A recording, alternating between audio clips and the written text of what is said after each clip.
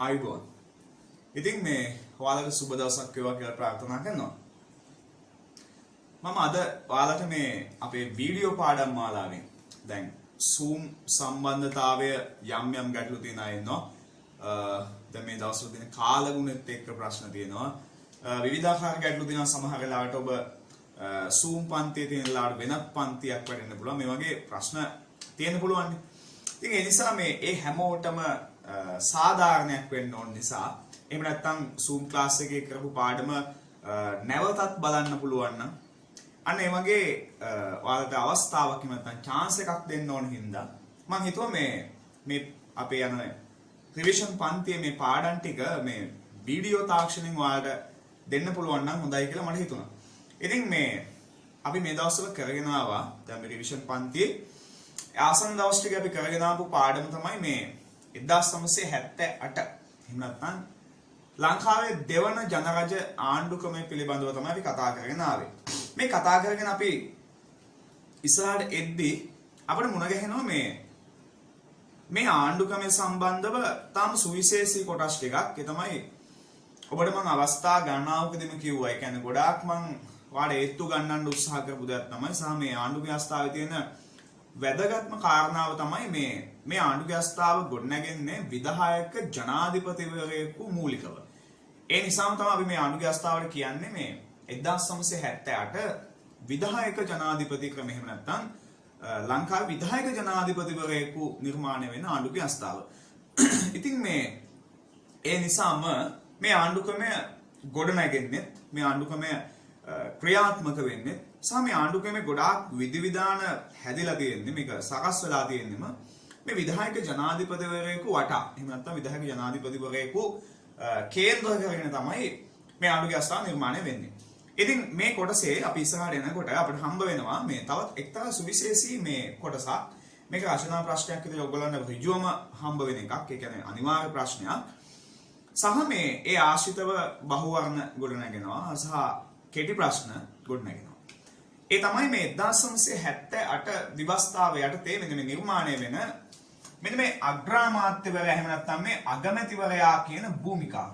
මෙන්න මේ සම්බන්ධයෙන් අපි හිතමු ඔබට රචනාවක් ආව කියලා දෙවන ජනරජ ආණ්ඩුක්‍රමය එහෙම නැත්නම් 1978 ආණ්ඩුක්‍රමේ අග්‍රාමාත්‍යවරයාගේ භූමිකාව විමසන්න එහෙම නැත්නම් ඒ පිළිබඳව විචාරය කරන්න කියලා ඔබට ආවොත් ඔබ කොහොමද මේකට ලෑස්ති වෙන්නේ? ඔබට මොනවද ඒ සම්බන්ධව තියෙන්න ඕන? මම පොදු හැමදාම ඔයගලන්ට කියන කාරණයක් තමයි අපිට රචනාවක් ආවහම රචනාවක් පැහැදිලිව එහෙම නැත්නම් සර්ව සම්පූර්ණව හිතට එකඟව ලියා ගන්න පුළුවන් වෙන්නේ මේ රචනාව අහපු තේමාව තියෙනවනේ. දැන් අපි ගමුකෝ උදාහරණයක් මේක 1978 ආණ්ඩුක්‍රමය තුල තිබෙන අග්‍රාමාත්‍ය භූමිකාව විමසන්න. එහෙම නැත්නම් අගමැතිගේ භූමිකාව විමසන්න නැත්නම් අගමැතිවරයා විමසන්න කියලා එනවා. ඍජුවම අහන්නේ අගමැතිවරයා ගැන ලියන්නනේ. දැන් අගමැතිවරයා ගැන ලියනවා නම් ඔය අනිවාර්යයෙන්ම මේ අගමැතිවරයාගේ 78 විවස්ථාව තුල භූමිකාව හොඳටම තේරිලා තියෙන්න ඕන. එහෙම නැත්නම් ඒ සම්බන්ධවට පුළුල් දැනුමක් ඕන. දැන් ඒ පුළුල් දැනුම නැත්තම් ඒ ලියන රචනාව අපිට ඕනනම් මේ ලියපු රචනාවක් බලාගෙන පුරුදු වෙලා ලියන්න පුළුවන්. ඒක අසාර්ථකයි කියලා මම කියනව නෙමෙයි. හැබැයි යම් කිසි ලියපු කොටසක් බලාගෙන කටපාඩම් කළා හෝ නැත්තම් ඒක බලාගෙන ලියලා හුරු වෙලා ලියනවට වඩා එහෙමත් කරන්න පුළුවන්. හැබැයි ඊට වඩා දෙයක් තියෙනවා. සාමාන්‍යයෙන් මේ භූමිකාව හොඳටම තේරුම් අරන් ලිව්වොත් එහෙම කියන්නේ ඒ වගන්ති සම්බන්ධව ඔහුගේ භූමිකාව සම්බන්ධව ඔබට තේරිලා සාමාන්‍ය අපේ එදිනදා ජීවිතයේ හොඳටම මතක තියෙන දෙයක් එහෙම නැත්නම් අපිට හොඳටම හුරු වෙච්ච දෙයක් අපි ලියනකොට ලියන්නේ. අන්න එහෙම ලිව්වොත් ඒ රචනාව ලියවෙන්නේ මේ නිකන් හිර වෙලා එක්තරා යම්කිසි කොටුවක් ඇතුලේ ඉඳලා එහෙම නැත්නම් පුරුදු වෙලා ලියනවා වගේ නෙමෙයි. ඒ රචනාව නිදහසේ ලියවෙනවා. ඒ නිදහසේ ලියවෙන රචනාව ඔයාට එන වචන බොහොම නිර්මාණශීලී වචන එන්නේ. සහ නිර්මාණශීලී විදිහට ඒ වචන එකිනෙකට පෑහෙන්න ගොඩනගන්නත් පුරුදු වෙනවා. ඒත් ඔන්න ඕක තමයි ඔය රචනාවක් ලියනකොට තියෙන සාර්ථක අසාර්ථක භවයේ සම්භාවිතය. දැන් සමහර වෙලාවට අපිට හොඳටම ඇඟට වැදිච්ච කාරණාවක් ගැන අපි ලියනවා නම් හෝ කියනවා නම් අපිට ඒක පැහැදිලිව ලියන්න හෝ කියන්න පුළුවන් හිතට එකඟව. බය නැතුව කියලා අපි කියන්නේ. එන්න තෙන්ට ආව හැකි. ඉතින් අපි යන් වැඩේට අපි යමු බලමු ඔය කියන විදිහට මේක අපිට එහෙම ග්‍රහණය කරගන්න පුළුවන් කොටසක්ද කොහොමද ග්‍රහණය කරගන්නේ අපිට ඔය කියන දේ කරන්න පුළුවන්ද කියලා බලමු. right. දැන් අපි අහනවා 1978 ව්‍යවස්ථාවේ මේ අග්‍රාමාත්‍යවරයාගේ භූමිකාව. මම ඔබට මෙහෙම කතාවක් කියන්නම් මේකේ ආරම්භය ගන්නකොට අනිවාර්යයෙන්ම ඔබ මේකේ ආරම්භය ගන්නකොට කියන්න ඕන වෙන මෙහෙම කතාවක්. නැත්තම් ඒක බලන කෙනාට සාර්ථක පිළිතුරක් වෙන්නේ නැහැ. එහෙම නැත්තම් එයාට ඒක අර සම්පූර්ණ බව තේරෙන්නේ නැතු යනවා. ලියන්න ඕන. 1978 ශ්‍රී ලංකාවේ දෙවන ජනරජ ආණ්ඩුක්‍රමය 1978 ශ්‍රී ලංකාවේ දෙවන ජනරජ ආණ්ඩුක්‍රමය ප්‍රමුඛ ලෙසම නිර්මාණය වන්නේ විධායක ජනාධිපතිවරයෙකු වටා නිර්මාණය වන ඔහු කේන්ද්‍ර කරගත් ආණ්ඩුක්‍රමයක් ලෙසයි. නමුත් මෙහිදී අප මේ වෙලාවේදී අපි අවධානය යොමු කරන්නේ එම ආණ්ඩුක්‍රමය තුල ස්ථාපනය වන අග්‍රාමාත්‍යවරයා එහෙම නැත්නම් අගමැතිවරයාගේ භූමිකාව පිළිබඳවය. නැත්නම් අගමැතිවරයාගේ බලතල සහ ක්‍රියාකලාපය සහ ස්වභාවය පිළිබඳවය කියන එක අපි ඉස්සල්ලාම ආරම්භයේදී කියන්න ඕන. ආරම්භයේදී ඒක කිව්වේ නැත්නම් ඒක සාර්ථක වෙන්නේ නැහැ. ඒක සාර්ථක ආරම්භයක් බවට පත් වෙන්නේ නැහැ. ඊට පස්සේ තමයි අපි තීරණයකට එන්නේ ඒ කියපු ආරම්භය, ඒ ගත්තු ආරම්භයෙන් පසු අපි අගමැතිවරයා පිළිබඳව කියන්න පටන් ගන්නෙ ඒ ආරම්භයෙන් පස්සේ. right? ඊට පස්සේ අපි බලමු කොහොමද මේක වෙන්නේ කියලා. එතකොට අපි ඊළඟ එතන ඉඳන් කියනකොට අපි පැහැදිලිවම කියන්න ඕන මම ඔබට දීලා තියෙන ටියුට් එකෙත් මම ඒක පැහැදිලිව සඳහන් කරලා තියෙනවා. මෙන්න මෙහෙම ආරම්භයක් ගන්න ඕන ඊළඟට. අපි කියන්න ඕන මේ ව්‍යවස්ථාව යටතේ කැබිනට් මණ්ඩලය තුල ප්‍රධානියා අගමැතිවරයා නෙවෙයි. ජනාධිපතිවරයා. පැහැදිලිව කියන්න ඕන. අපි මේ කියන්න හදන ආණ්ඩුක්‍රම ව්‍යවස්ථාව යටතේ හැබැයි මේ අගමැති ගැන අපි කියන්න හැදුවාට දැන් මේ කියනවාට නමුත් මේ ආණ්ඩුක්‍රමය තුල මේ අගමැති ගැන අපි කිව්වට මොකෝ මේකේ ප්‍රධානියා අගමැති නම් නෙමෙයි කියලා අපි කියන්න ඕන. එහෙනම් අපි කියන්න ඕන මේකේ ප්‍රධානියා ජනාධිපතිවරයා. මොකද මේකට හේතුව අපි මේ කතා කරන්නේ ජනාධිපති ක්‍රමයක් පිළිබඳව. ජනාධිපති ක්‍රමයක ඉන්න අගමැතිවරයෙක් පිළිබඳව. එතකොට අපි එහෙම කියනකොට අපි දන්න දෙයක් තියෙනවා. සහ අපිට දැනෙන සහ මතක් වෙන දෙයක් තියෙනවා. මේ ජනාධිපති ක්‍රමය හොම්මම තියලා අපි ටක් ගාලා මතකට යනවා අර අගමැති ඇතුළු කැබිනට් මණ්ඩලයක් විසින් වටක් පාලනය කරන පාර්ලිමේන්තු කැබිනට් ක්‍රමයක් ගැන අපි පොඩි මතකයකට යනවා. අන්න එතෙන්දී අපි කියන්න ඕන පැහැදිලිවම පාර්ලිමේන්තු කැබිනට් ක්‍රමයකදී නම් අග්‍රාමාත්‍යවරයා කියන කෙනාට විශාල බලතල ප්‍රමාණයක් හම්බ වෙනවා. හැබැයි ඒ අගමැති ඇතුළු කැබිනට් මණ්ඩල පාර්ලිමේන්තු ක්‍රමයක ඉන්න ඒ අගමැතිවරයාට තරම් එවන් අගමැතිවරයෙකුට තරම් ප්‍රබල බලයක් එහෙම නැත්නම් ලොකු බල භූමිකාවක් අපි මේ කතා කරන 78 අග්‍රාමාත්‍යවරයා කියන ඒ මේ වෙලේ කතා කරන අගමැතිට අර තරම් බලයක් නැහැ. අර තරම් කිව්ව පාර්ලිමේන්තු කැබිනට් ක්‍රමවල අපි 1972 තිබ්බේ. දැන් ඉන්දියාවේ තියෙන්නේ. දැන් මහා බ්‍රිතාන්‍යයේ තියෙන්නේ. අන්න ඒ වගේ කැබිනට් සිස්ටම් වල වෙස්ට්මිනිස්ටර් මොඩල් වල ඉන්න අගමැතිවරුන්ට තරම් බලයක් මේ 78 අගමැතිට නැහැ. සාපේක්ෂව කියන්නේ නැතුවාම නොවේයි. ඒ තරම් නැහැ. ඔන්න ඕක මතක තියාගන්න ඕන. ඉතින් ඒ එක්කම අපි කියන්න ඕන ඒකට හේතුව. ඇයි එහෙම කියන්නේ? එහෙම බලයක් අඩුයි. අරයා වගේ මෙයා නැහැ කියලා කියන්නේ ඇයි? අපි ඊළඟට ඒ ඇයි කියන කාරණේ එතෙන්ට ගානට ජොයින් කරන්න ඕන. ඒ ඇයි කියලා ගත්තොත් එහෙම මේ අපේ රටේ විධායක ක්‍රමය ඇතුලේ මේ අගමැතිවරයා කියන භූමිකාව ඇමති මණ්ඩලයේ ප්‍රධානියා නෙමෙයි. ඔහු ඇමති මණ්ඩලයේ එක්තරා සමාජිකයෙක් විතරයි. කෙලින්ම කිව්වොත් ඔය ඉන්න එහෙම නැත්නම් පත් වෙන ඇමතිවරුන් අතරේ තවත් එක්තරා සුවිශේෂී ඇමති කෙනෙක් විතරයි. එහෙම නැතුව ඔහු අගමැති වූ පමණින් මේ ක්‍රමය තුළ මේ වර්තමාන ක්‍රමය තුළ ඔහු එහි ප්‍රධානියාණන් නොවේ. ඒක ව්‍යවස්ථානුකූල. එහෙම නැත්නම් කෙලින්ම අපේ භාෂාවෙන් කිව්වොත් එහෙම තමයි ව්‍යවස්ථාවේ තියෙන්නේ. අන්න ඔය කතාව.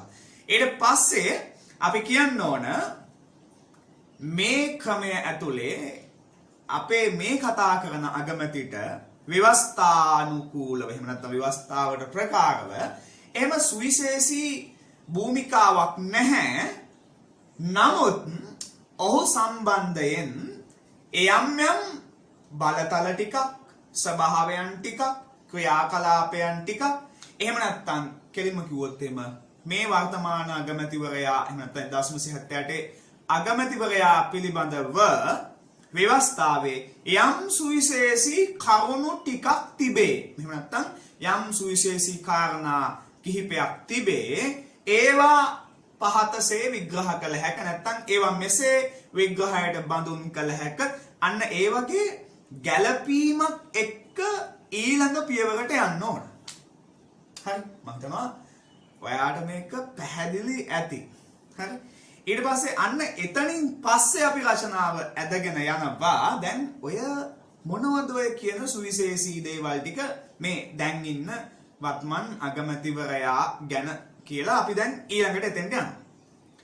මේ දවස්වල ලංකාවේ අගමැති භූමිකාව කියන්නේ දැන් ඔබයි මමයි මේ පාඩම කතා කරන මේ 2022 මැයි මාසේ ජූනි මාසේ වගේ වෙනකොට හරි ප්‍රබල කතන්දරයක්. හේතුව ලංකාවේ 6 වෙනි වතාවටත් අග්‍රාමාත්‍යවරයා බවට පත් වෙනවා. ලංකා දේශපාලන ඉතිහාසයේ අග්‍රාමාත්‍ය ධූරය වැඩිම අවස්ථාවකදී හොබවනු ලැබූ හොබවමින් සිටින රනිල් වික්‍රමසිංහ එහෙම නැත්නම් එක්සත් ජාතික පක්ෂයේ නායකයා ලංකාවේ 6 වෙනි වතාවටත් අග්‍රාමාත්‍ය ධූරයට පත් වෙනවා. ඔහු ගැන විශේෂ දේවල් කිහිපයක් තියෙනවා. මොකද මේ පාඩම ඇතුලේ ඔය පොලිටිකල් සයන්ස් මේ තියරි එකට වඩා එහා ගිය දෙයක් අපිට මුණ ගැහෙනවා. හේතුව මේ අපිට ගොඩක් දේවල් හම්බ වෙනවා. රනිල් වික්‍රමසිංහ තමන්ගේ අගමැති ධූරය හොබවපු ගොඩාක් අවස්ථාවලදී ඔහුට අගමැති ධූරය හමු වෙනවා අවස්ථා කීපයකදී අහම්බෙන් වගේ.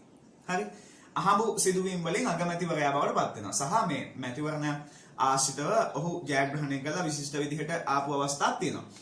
හැබැයි වික්‍රමසිංහ මහත්තයාගේ විශේෂත්වයක් තියෙනවා. මේ ඔහුට තමන්ගේ අගමැති ධූරය කවදාවත් මේ අවසන් වෙනකන් කරගෙන යන්න බැරි වෙලා තියෙනවා. කියන්නේ තමන්ගේ ධූර කාලේ අවසන් වෙනතු අගමැති ධූර දරන්න බැරි වෙලා තියෙනවා. අපි දන්නේ නැහැ මේ පාරත් ඔහුට එහෙම වෙයිද කියලා අපි දන්නේ නැහැ. හැබැයි ඔහුට ලොකු ඉතිහාසයක් දේශපාලනිකව තියෙනවා. ඔහු ලංකා ඉතිහාසයේ ප්‍රබල පරිණත දේශපාලඥයෙක්. ඔහු ඇතරම මේ ලෝක ලිබරල් දේශපාලනය තුල කුප්‍රකෘති චරිතයක්. සහ ඔහු මේ ජනාධිපතිවරු කීප දෙනෙක් එක්කම වැඩ කරපු චන්ද්‍රිකා බණ්ඩාරනායක, එතකොට මෛත්‍රීපාල සිරිසේන, දැන් ගෝඨාභය රාජපක්ෂ මේ වගේ තමන්ට විරුද්ධ පාක්ෂිකව එහෙම නැත්නම් තමන්ගේ එක්සත් ජාතික පක්ෂ දේශපාලනයට බෙහෙවින්ම විරුද්ධ ඒකට බාහිරව තිබෙන පක්ෂවල ජනාධිපතිවරුත් එක්ක මොහු ගොඩක් අවස්ථාවල වැඩ කරලා තියෙනවා. ඒ නිසා වික්‍රමසිංහගේ දේශපාලනය එහෙම එක පැතිකඩයන් තියෙනවා. ටිකක් කතාවට බඳුන් කළ යුතු අවස්ථා. ඒ වගේම ඔහු ටිකක් හරි ලස්සන අඳින ඉංග්‍රීසි කතා කරන සහ අමුතු පන්නයේ ටිකක් වෙනස් නිකන් යුරෝපීය දේශපාලනයේ ටිකක් කිට්ටු චරිතයක් විදිහට වික්‍රමසිංහ ගැන කතා කරන්න පුළුවන්. මම ඒක මතක් කළේ අපේ ලංකාවේ මේ කතා කරන අග්‍රාමාත්‍යවරයා කියන භූමිකාව ඇතුලේ එහෙම ප්‍රායෝගික පැත්තේ යම් යම් විශේෂ සිදුවීම් තියෙන හින්දා 1978 ආණ්ඩුක්‍රමය නිර්මාණය වුණාට පස්සේ ලංකාවේ ලංකා ඉතිහාසයේ සාමාන්‍යයෙන් වික්‍රමසිංහ සහ වික්‍රමසිංහටත් වඩා ජනප්‍රිය අගමැතිවරයෙක් හිටියා ප්‍රේමදාස මහත්තයා. ප්‍රේමදාස මහත්තයා ජයවර්ධනගේ ආණ්ඩුවේ අගමැති. ප්‍රේමදාස මහත්තයා ලංකාවේ මිනිස්සුන්ට ගොඩක් උදව් කරලා තියෙනවා. දේශපාලනිකව යම් යම් ඔහු පිළිබඳව මත ගැටුම් තියෙනවා. යම්කිසි මතභේදාත්මක කරුණු විවේචනාත්මක දේවල් තියෙනවා. වික්‍රමසිංහටත් තියෙනවා. එතකොට ප්‍රේමදාස මහත්තයාගේ භූමිකාව වෙනස්. කෙසේ වෙතත් ලංකාවේ අගමැතිවරයාගේ භූමිකාව ටිකක් ඔය විධායක ජනාධිපතිට පල්ලෙහෙන් තියෙන්නේ. එහෙම නැත්නම් ඉස්සර 1972 අගමැතිට තිබ්බා වගේ ලොකු එහෙම බලයක් නැහැ. ඒක ඒ අගමැතිට වඩා ටිකක් බාල අගමැතිවරයෙක් කිව්වොත් හරි. හැබැයි මේ මොහුගේ පෞරුෂය මත එහෙම නැත්නම් ඔය 19 වෙනි ව්‍යවස්ථා සංශෝධනය වගේ සංශෝධන මත සාමාන්‍යයෙන් ව්‍යවස්ථාවේ සඳහන් වෙන ව්‍යවස්ථාවේ තියෙන සුදුසුකම් බලතවලට වඩා ටිකක් වැඩි බලතල පාවිච්චි වීමක් එහෙම නැත්නම් වැඩි බලතල ප්‍රමාණයක් තමා වෙත ආරෝපණය කර ගැනීමක් සමහර ඔය වික්‍රමසිංහ මහත්තයා එතකොට ප්‍රේමදාස මහත්තයා වගේ අගමැතිවරු තමන්ගේ පෞරුෂය මත ව්‍යවස්ථාවට වැඩි යමක් ව්‍යවස්ථාවේ සඳහන් වෙන අගමැතිවරයාට වඩා ටිකක් වැඩි බලතල ප්‍රමාණයක් තමා විසින් ටිකක් තමන්ගේ පෞරුෂය පාවිච්චි කරලා නැත්නම් තමන්ගේ දැනුම පාවිච්චි කරලා එහෙම ටිකක් යොදාගත්තා කියලා කියන්න පුළුවන්. ඒ වගේම තමයි මේ ජනාධිපතිවරයා එක පක්ෂයකිනුත් අගමැතිවරයා තවත් පක්ෂයකිනුත් මේ පත් වුණ වෙලාවකදී උදාහරණයක් චන්ද්‍රිකා බණ්ඩාරනායක ජනාධිපති ඉන්න කාලේ රනිල් වික්‍රමසිංහ අගමැති වෙනවා. හරි. එතකොට චන්ද්‍රිකා බණ්ඩාරනායකගෙන් පස්සේ මෛත්‍රීපාල සිරිසේන, ඒ කියන්නේ මහින්ද රාජපක්ෂ පරාජය වෙලා ජනාධිපති වුණේ මෛත්‍රීපාල සිරිසේන. මෛත්‍රීපාල සිරිසේනගේ ජනාධිපතිකම යටතේ මෛත්‍රීපාල සිරිසේන කියන්නේ ශ්‍රී ලංකා නිදහස් පක්ෂයේ කෙනෙක්. එතකොටත් රනිල් වික්‍රමසිංහ එක්සත් ජාතික පක්ෂයෙන් අගමැතිවරයා වෙනවා. දැන් මේ අවස්ථාවේදී පොහොට්ටුවේ ජනාධිපතිවරයෙක් ඉන්නේ ගෝඨාභය රාජපක්ෂ. එතකොට රනිල් වික්‍රමසිංහ UMP කෙනෙක්. අන්න ඒ වගේ අර සහායසරීම් කියලා කියන්නේ ඒ කියන්නේ පක්ෂ දෙකකින් ජනාධිපති එක පක්ෂකින් අගමැතිවරයා මේ තවත් පක්ෂකින්. අන්න ඒ වගේ අවස්ථාවලදී ටිකක් ඔය අගමැතිට බලය වැඩි. බලය වැඩි කියලා කියන්නේ ඔහු වෙනම පක්ෂකින් ඔහුට ඒ පක්ෂයේ බලය තියෙනවා.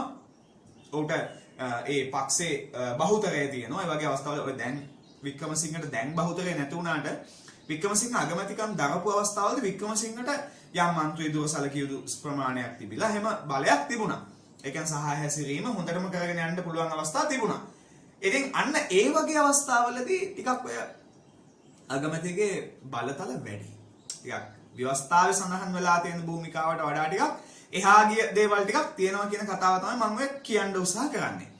කෙසේ වෙතත් අපි බලමු ව්‍යවස්ථාවේ කොහොමද මේ අග්‍රාමාත්‍යවරයාගේ පත්වීමේ සිට ඔහුගේ අගමැතිකම ලැබීමේ සිට කොහොමද ඉස්සරහට මෙයාගේ මේ ක්‍රියාවලිය තියෙන්නේ ව්‍යවස්ථාවේ මොන විධිවිධානවලද එහෙම නැත්නම් අපි කිව්වොත් වගන්තිවලද නැත්නම් මොන ව්‍යවස්ථාවේ කුමන ව්‍යවස්ථා අංකණයේද මේවා සඳහන් වෙලා තියෙන්නේ කියලා බලන්න ඕන. රචනාව ඉස්සරහට ගෙනියනවා නම් එතකොට අපිට ලකුණු හම්බෙන්නේ දැන් අපි ආරම්භය අරන්න තියෙන්නේ. ඊට පස්සේ අපි ඒ ආරම්භයට අනුව ඒක ඔප්පු කරලා පෙන්වන්න ඕන. මෙන්න මේ අපි කිව්ව පහතසේ දක්වන්න පුළුවන් කියලා. right. අපි බලමු කොහොමද ඒ දක්වන්න පුළුවන් කියලා. right. ආණ්ඩුක්‍රම ව්‍යවස්ථාවේ තියෙනවා මේ ඒක හරි බලගත් වගන්තියක්. මොකද ඒක ටිකක් ජනාධිපතිගේ පැත්තට බර එකක් ඈ. ඒ වගන්තිය තමයි මෙන්න මේ 43 කියන මේ වගන්තිය. මේ 43 වෙනි වගන්තිය තුල තියෙන්නේ මේ අපේ ලංකාවේ අග්‍රාමාත්‍යවරයාගේ පත්වීම සම්බන්ධව තමයි. මේ වර්තමාන අග්‍රාමාත්‍යවරයා පත් වෙන්නේ කොහොමද කියලා. එතකොට ඒ වගන්තිය අයිති වෙන්නේ අගමැතිට. ඒ කියන්නේ අගමැතිගේ පත්වීම සම්බන්ධයෙන් තියෙන වගන්තියනේ 43 වැනි වගන්තිය කියලා කියන්නේ. හැබැයි ඒ වගන්තියේ බලය තියෙන ජනාධිපතිට. ඔන්න ඔක තමයි විශේෂත්වය. ඒ මොකක්ද දන්නවද? ඒක මම ඔබට මේක කියනකොට පැහැදිලි වෙයි. අගමැති ගැන තිබ්බාට ඒ වගන්තියේ සඳහන් වෙන දේ සිදු කරන්නේ ජනාධිපතිවරයායි කියන එක ඔබට තේරුම් යාවි. මෙන්න මෙහෙමයි වෙන්නේ. ව්‍යවස්ථාවේ තියෙනවා මේ 43 වෙනි වගන්තියේ ජනාධිපතිතුමාට පාර්ලිමේන්තුවේ යම් මන්ත්‍රීවරයෙකු කෙරෙහි විශ්වාසය උපරිම පමණින් ඇතැයි සිතුනොත්, කියන්නේ ඉන්න මන්ත්‍රීවරුන්ගෙන් ජනාධිපතිට හිතෙනවා මේ පාර්ලිමේන්තුවේ බහුතර බලය දිනාගත හැකි යයි ඔහුට යම් මන්ත්‍රීවරයෙක් ගැන හිතුනොත්. උදාහරණයක් දැන් අපි හිතමුකෝ ගෝඨාභය රාජපක්ෂ මේ වෙලාවේ එකපාරට රනිල් දිහා බලලා කියනවා මට හිතෙනවා මේ පාර්ලිමේන්තුවේ බහුතර බලය රැකගෙන දිනාගෙන යන්න පුළුවන් කෙනා තමයි රනිල් වික්‍රමසිංහ කියලා හිතුනහම ආන්ගේ සිතුවිල්ල මත ජනාධිපතිට පුළුවන්ලු ඒක තියෙන මේ 43 ජනාධිපතිට පුළුවන්ලු ඔහු ඒ ජනාධිපතිට දැක්කහම හිතුණ කෙනාව අගමැති බවට පත් කරන්න. හරි. එතකොට එහෙම තමයි 43 වගන්තිගතව එහෙම නැත්නම් විවස්ථානුකූලව අගමැතිවරයා මේ වත්මන් ක්‍රමය යටතේ නැත්නම් 78 මේ විධායක ජනාධිපති ක්‍රමය යටතේ අගමැතිපත් විය යුත්තේ කියලා තියෙන්නේ එහෙම. හරිද? ඔබ ඒක මතක තියාගන්න ඕන විවස්ථාවේ සඳහන් වෙලා තියෙන දේ ලෙස. ඔබ ලියන්න ඕනත් එහෙම.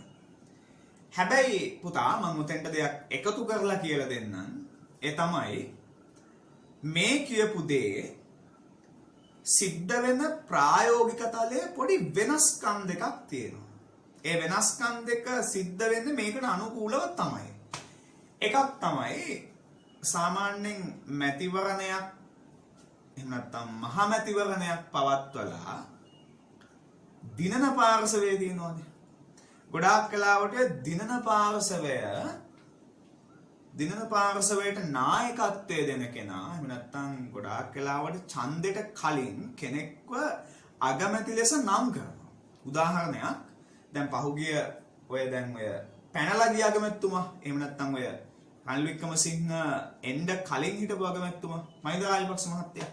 මහින්ද රාජපක්ෂ මහත්තයා මහමැතිවරණයට ඉල්ලනකොට පොහොට්ටු පිරිසක් එක්ක නිවේදනය කරා එහෙම නැත්නම් ඇඩ්වර්ටයිස්මන්ට් වල අහිමි දැම්මා මහින්ද අගමැති කරමු කියලා. එතකොට පොඩි මිනිස්සුන්ටත් බලාපොරොත්තුවක් යනවා. මිනිස්සු ඡන්දෙ දුන්නේ ඒ පසුබිම තුල ඉඳගෙන. එතකොට දිනුවට පස්සේ කොහොමත් දිනන පාර්ශවයේ නායකයා එහෙම නැත්නම් කලින් නම් කරලා තිබ්බ විදිහට මහින්දව අග්‍රාමාත්‍ය කළා. අන්න එතෙන්දී පාර්ලිමේන්තුවේ බහුතර බලය දිනාගත හැකියයි කියලා අමුතුවෙන් ජනාධිපති හිතන්න ගියෙත් නෑ, හිතන්න ඕනෙත් නෑ. ඒක නිකන් ජනාධිපතිට තිබ්බේ නිකන් පත්වීම දෙන්න විතරයි. නමුත් මේකේ නෛතික පැත්ත එහෙම නැත්නම් මේක සිදු විය යුත්තේ මෙන්න මේ විදිහට. මේක තමයි ක්‍රමය. ඒක තමයි ඇත්තම නෛතික පසුබිම. හරි? දැන් මෙහෙම හිතමුකෝ.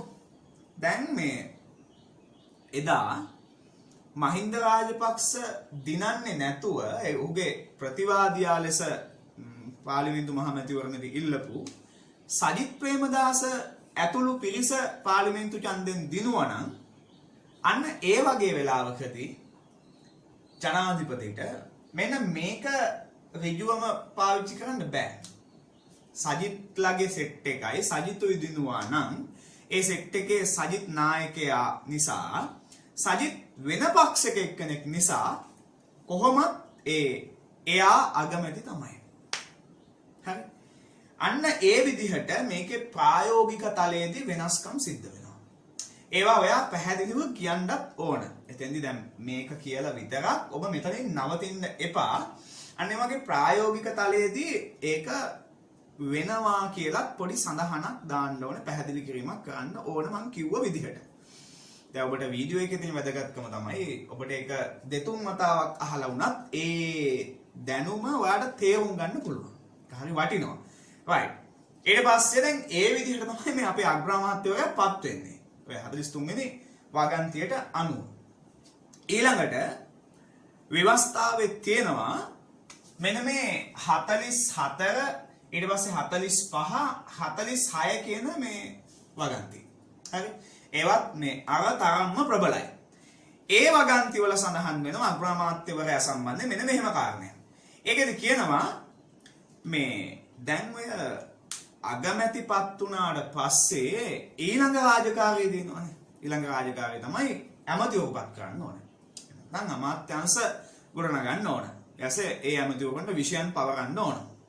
ඊපස්සේ ඒ අයට අදාළ කාර්යභාරයන් පවරන්න ඕන. එතකොට කෙලින්ම කිව්වොත් එimhe ඇමති මණ්ඩලය පත් කරන්න ඕන. ඇමති මණ්ඩලය පත් කරා කියලා කියන්නේ අනිත් ඒවා නිකම්ම සිද්ධ වෙනවනේ. මේ ඇමති මණ්ඩලය පත් කරන්නේ කවුද? පත් කරන්නේ ඔබ මතක තියාගන්න මම අර මුලදී කිව්වේ අපේ රටේ අගමැති නෙමෙයි කැබිනට් මණ්ඩලයේ ප්‍රධානියා කියලා. එහෙම නැත්නම් ඇමති මණ්ඩලයේ ප්‍රධානියා කියලා.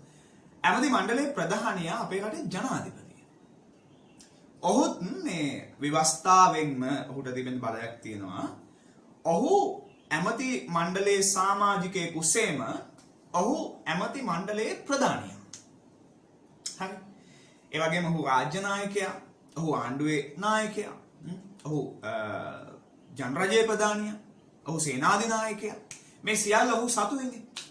එතකොට ඒ නිසා ඔහු තමයි අර අගමැතිගේ පත්වීම දුන්නාට පස්සේ ඊට පස්සේ ඇමතිවරු ටික පත් කරන්න යා. ඇමතිවරු ටික පත් කරන්න යා. මේ ඇමතිවරු ටික පත් කරනකොට සඳහනක් තියෙනවා 44 45 46 සඳහනක් තියෙනවා අමාත්‍ය මණ්ඩලයේ සංයුතිය. කියන්නේ මොන ඇමතිකන්ද ඒ කැබිනට් මණ්ඩලයට දාන්නේ සහ ඔවුන්ට පවරන විෂයන් මොනවද? ඒ ඇමතිවරුන්ට පවරන විෂයන් මොනවද? සහ ජනාධිපතිවරයා ඒ ඇමති මණ්ඩලය සම්බන්ධව යම් තීන්දුව ගන්න අවස්ථාවේදී ජනාධිපතිට මෙන්න මේ වගන්ති වලට ප්‍රකාරව කැමති නම්, කියන්නේ ඔහුට හිතෙනවා නම්, ඔහු කියන්නේ ජනාධිපතිට හිතෙනවා නම් අගමැතිවරයාව විමසිය හැක.